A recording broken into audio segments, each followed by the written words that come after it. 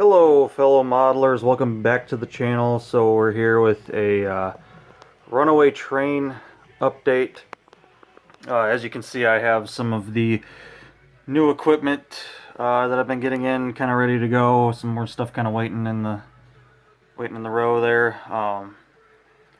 So we're going to kind of talk about the next steps here on some of these shells and frames. And so you guys can see I was able to locate the not only an error correct GP40-2 but also an Alaska Railway GP40-2, so that's kind of cool.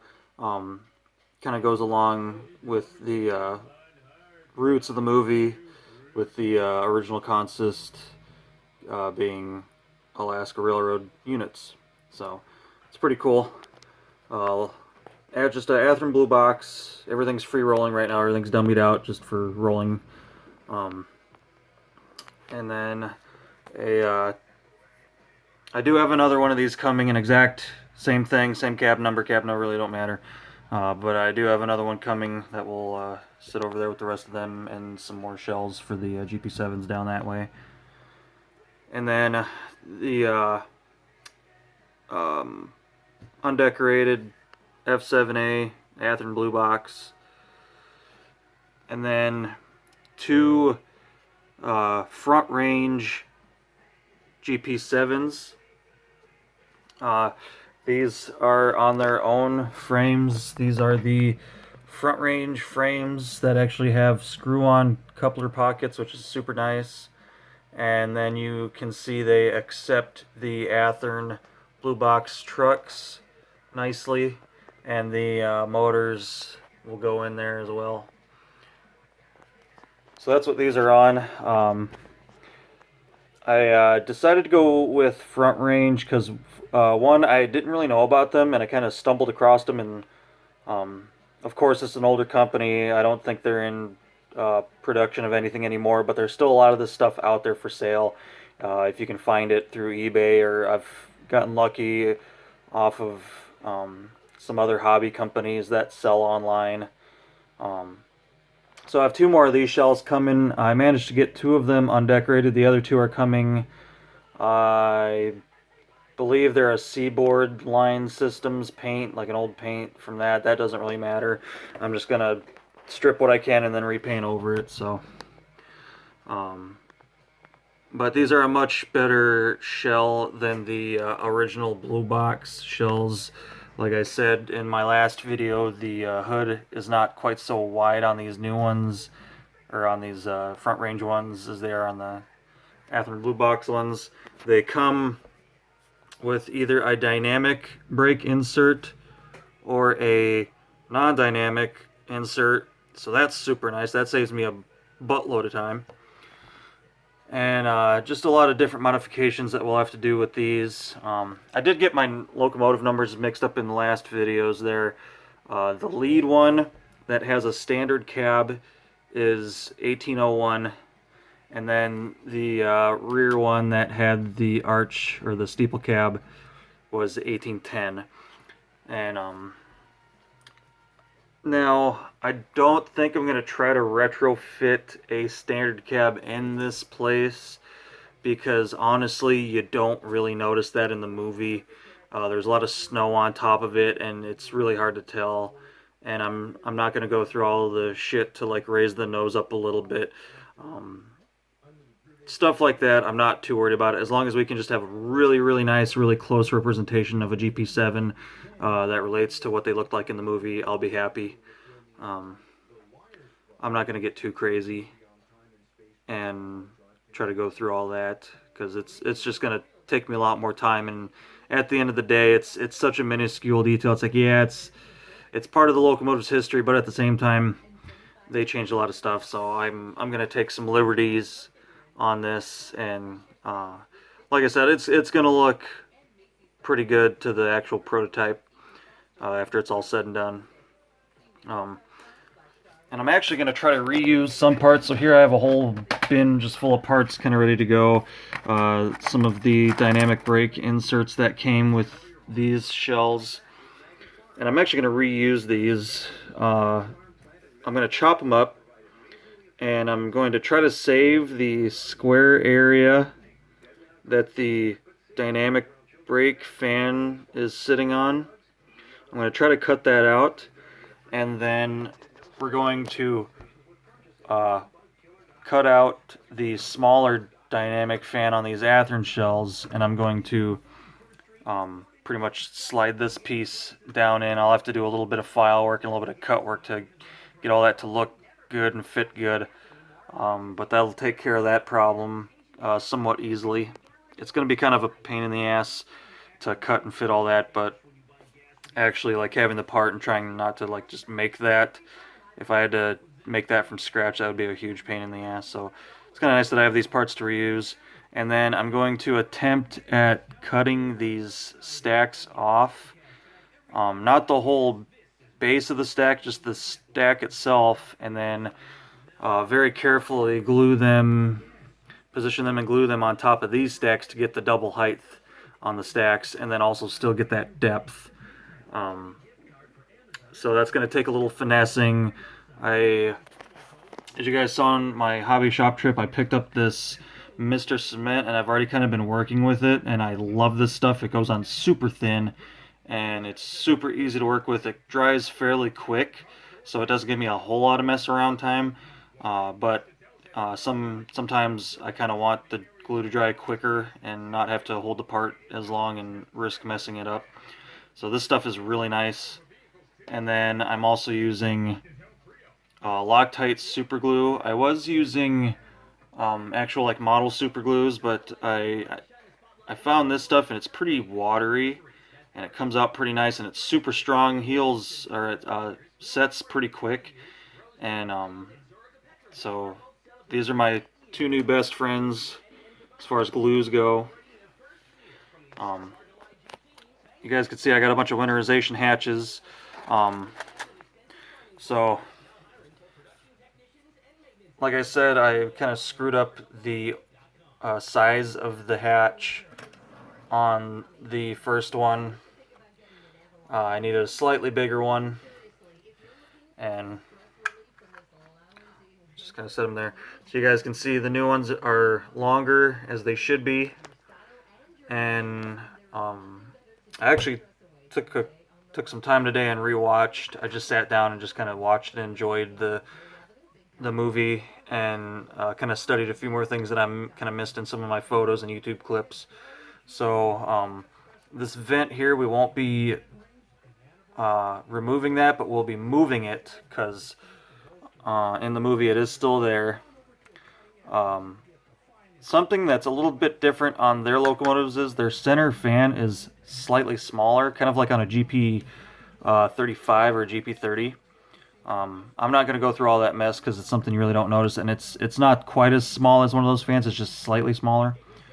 But that'll kind of go over there, and you can see we'll have to scooch that little vent piece down a little bit. But that's per the prototype.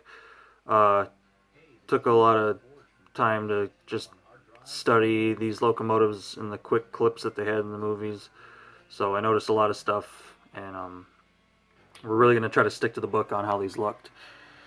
So got some better parts there. I was going to use these smaller F7 hatches. They're even kind of nice and molded with a curve to fit these, but I found out these are too short for what I need.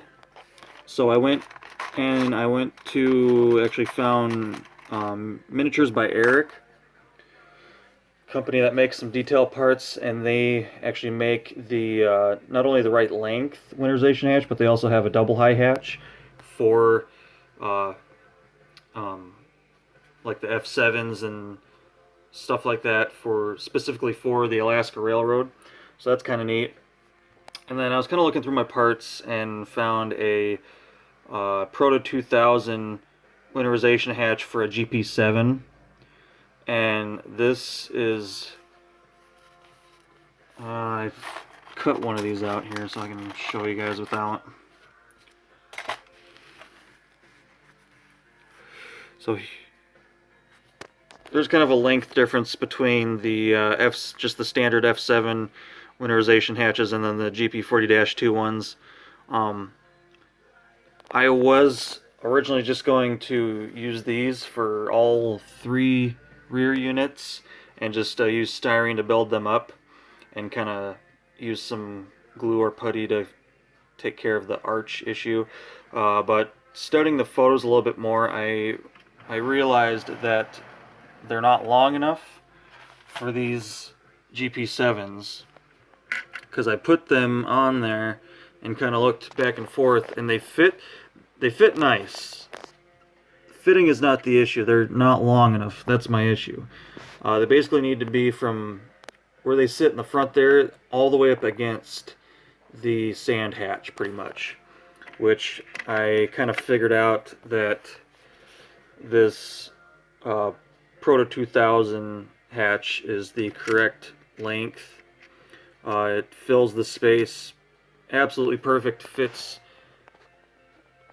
front to back nice and tight, and it's the correct length.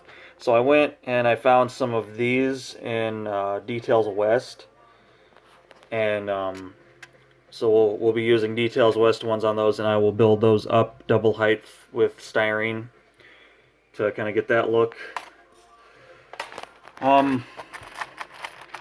Other stuff that we have in here, we have a lot of parts for these front range units, the railings, windows, and all that. These are the plows that I'm going to be using on the F7s.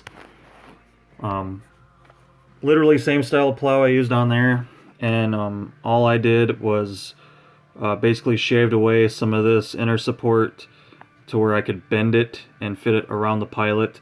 That seems to be about the best thing. I did order a couple, get the damn thing out of here. I did order a couple of these actual like plow front units from Details West for F7s. And they, you just cut the pilot away and fit it and glue it. But they're not quite the right thing. They're not tall enough, and they have these little steps cut into them.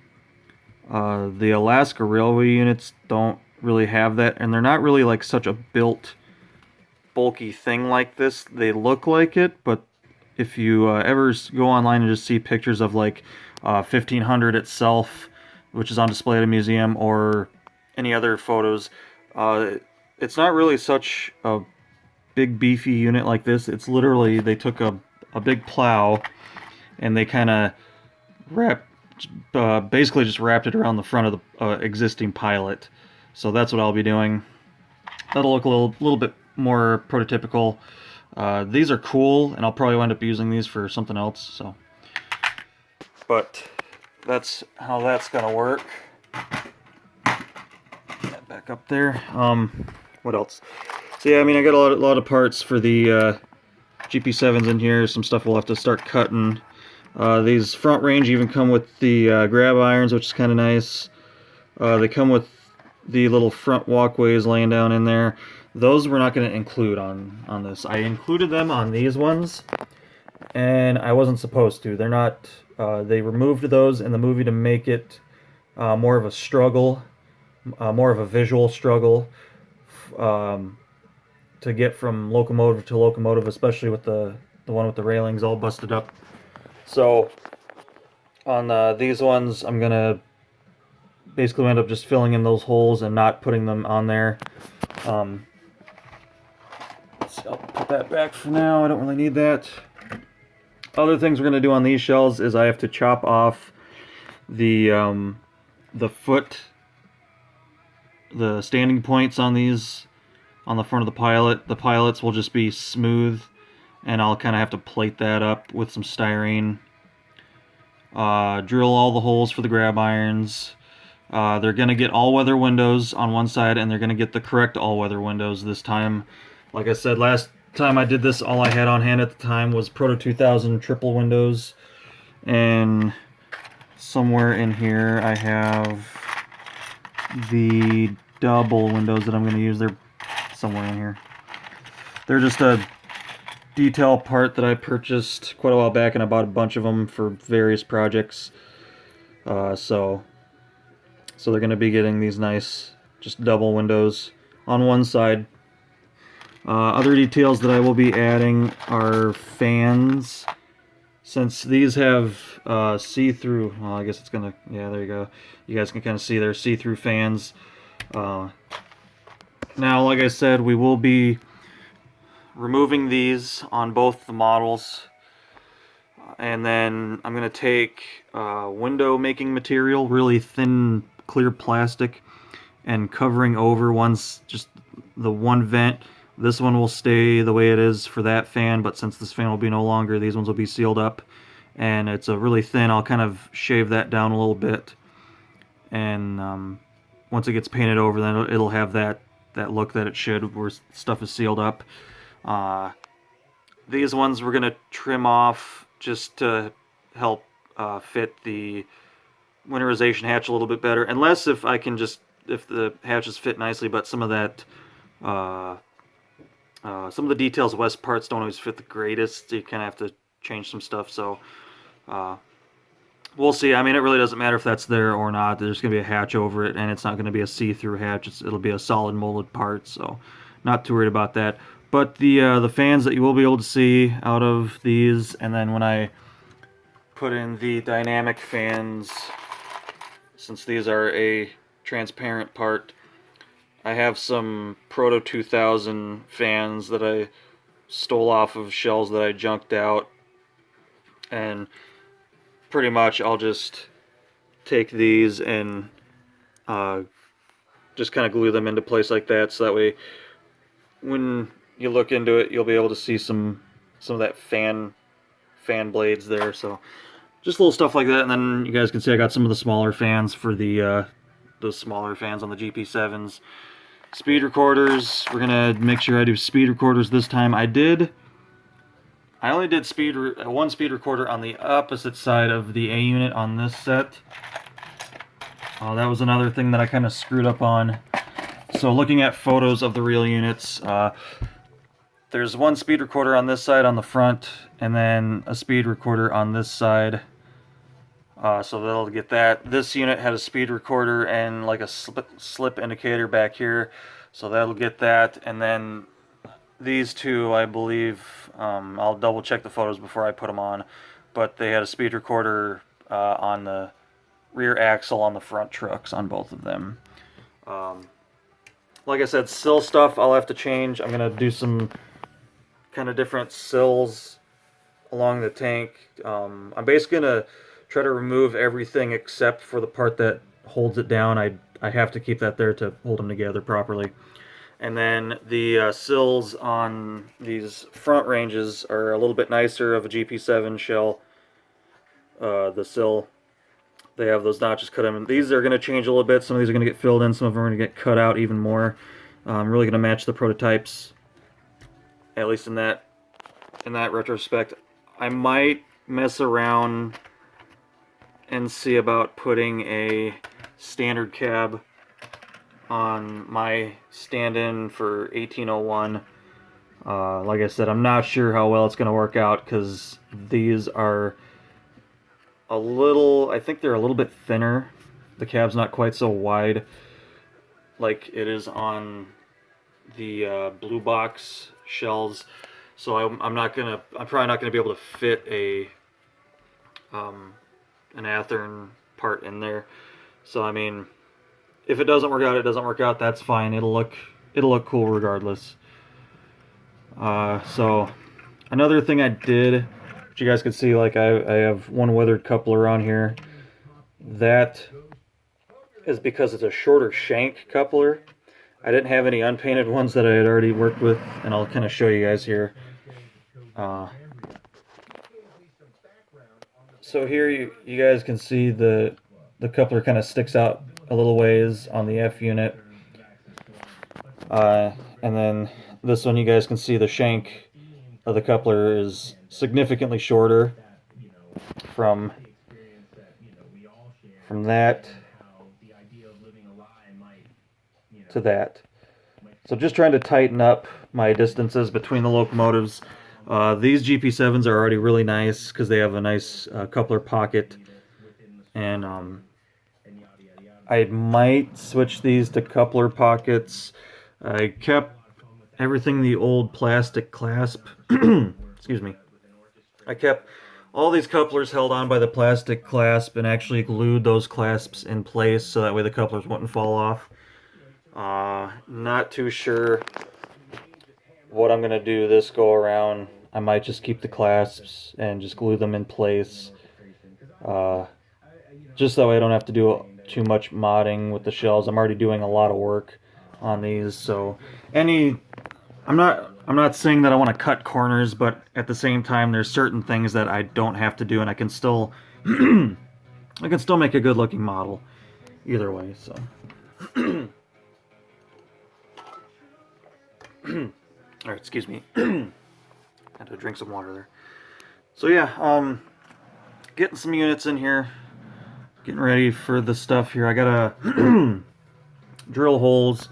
That's probably going to be my first step, is drilling out all these spots for all the grab irons. I remember that being kind of a time-consuming thing on this project. And like I said, I have 2 railing sets coming for F7s, so that'll kind of help me save some time having railing sets and not having to hand bend all this stuff. The airline for the horn that is non-existent, that's still something that I'm gonna have to custom bend out of brass.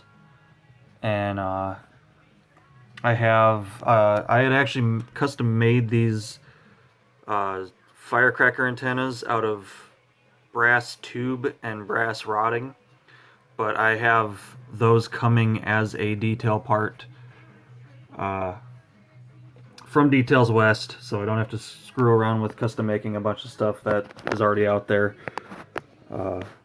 Basically just drill a bunch of holes, start shaving off the parts that I don't need, like cutting off this fan, removing this part, scooching it over once I get the dynamic fan in place. I do have to remove the dynamic part on this and cut out the inner support where the weight sits. These are going to get Athearn RTR parts, so it's going to have the boards, and these older blue box shells with this little cradle that hangs down in here where the weights, those little extra weights that they sit in there, they come down too far and they interfere with that plate that sits on top, or the panel that sits on top of the motors on the Athearn RTR shells, or the frames I should say. So I'll have to remove this, cut all that out, and then put this on, glue it into place, and then I don't have to worry about that removing it anymore, and I'll have enough space to fit the panel and all that. Not doing DCC and sound on these. They will be quick plug equipped, so eventually I could put DCC in them. But with me not even having a layout right now, and I don't plan on doing a DCC layout, I'm kind of old school. I prefer DC, just simpler. And I know stuff from being in various clubs and other sources on how to make like a multi-train, multi-directional DC layout. It's really not that hard, so these will be quick plug equipped, but they will not be DCC and sound. I don't really have a need for that. As long as they look good and they run smooth, that's all I care about. Something else that I am trying to work on is figuring out, so like I said, with this original set that I did, I had originally just powered the front one and dummied these other 3. Well, now everything's powered on those.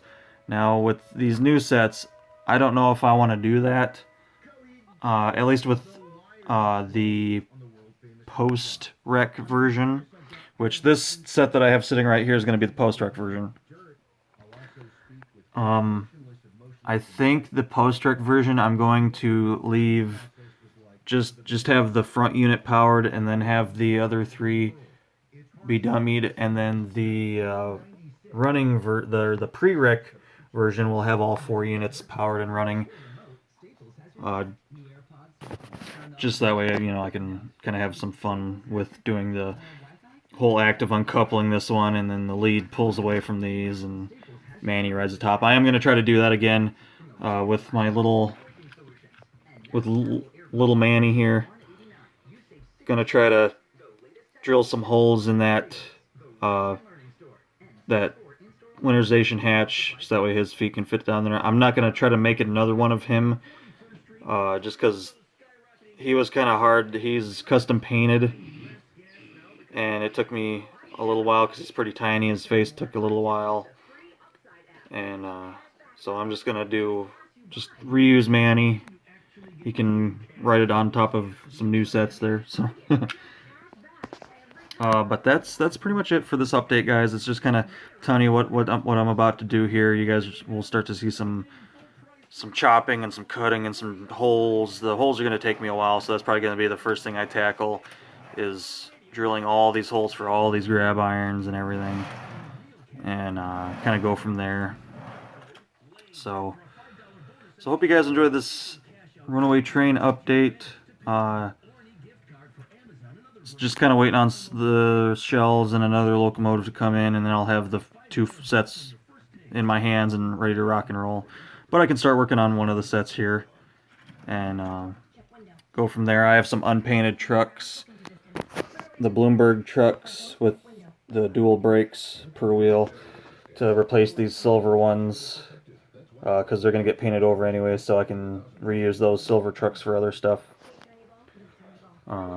And that's about it. So hopefully you guys enjoyed the update, and you have a little bit better understanding on kind of what I'm taking on with these projects. Just the sheer amount of little changes, a lot of little stuff, not too much big stuff other than the weathering itself, the weathering and paint, but a lot of details that I got to add to these blue box shells. So hope you guys enjoyed the video, and if you have any questions about it, if there's any detail part that I didn't tell you where I got it, feel free to ask me in the comments. If I remember, I will tell you.